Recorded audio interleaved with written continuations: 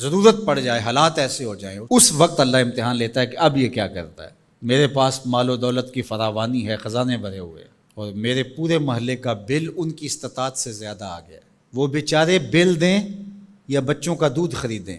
اب امتحان آیا تھا سیٹھ صاحب کا، اب امتحان آیا تھا امیر شہر کا، اب امتحان آیا تھا اس دولت مند کا۔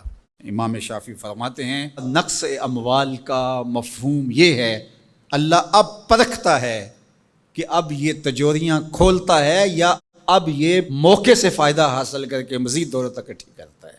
جب دولت اوپر سے بھی آ رہی ہو اور بندہ آگے بھی خرچ کر رہا ہو، وہ امتحان نہیں ہوتا، اس لیے کہ اوپر سے بھی آ رہی ہوتی ہے اور بندہ آگے سے بھی خرچ کر رہا ہوتا ہے۔ جب دروازے اوپر سے بند ہو جائیں، حالات اس طرح کے ہو جائیں، اب اگر وہ خرچ کرے گا تو اب نقص اموال کا اندیشہ ہے۔ تو کہا یہ تھا امتحان، اللہ دیکھتا ہے کہ اس امتحان میں کون پورا نکلتا ہے، یہ اللہ آزماتا ہے۔ اس وقت آزمائش ہے امیروں کی، غریبوں کی تو ہے ہی ہے، غریب تو بیچارے مر گئے ہیں، ان کے پاس ہی کچھ نہیں رہا، ان کی تو زندگی زہرناک ہو گئی ہے، وہ تو جس حالت میں ہیں الیاذ باللہ۔ لیکن اس سے بڑا امتحان امراء کا ہے، اہل ثروت کا ہے، یہ ہے ابتلا جو امام شافعی فرماتے ہیں۔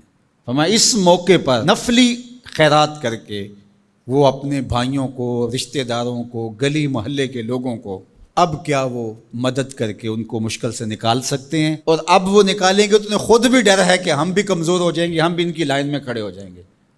اللہ فرماتا ہے یہی تو ہم نے تم سے امتحان لینا تھا، اور اگر تم امتحان دے دیتے، کامیاب ہو جاتے، تمہیں اس لائن میں نہ آنے دیتے، ان کو بھی اٹھا کے اللہ اوپر کر دیتا۔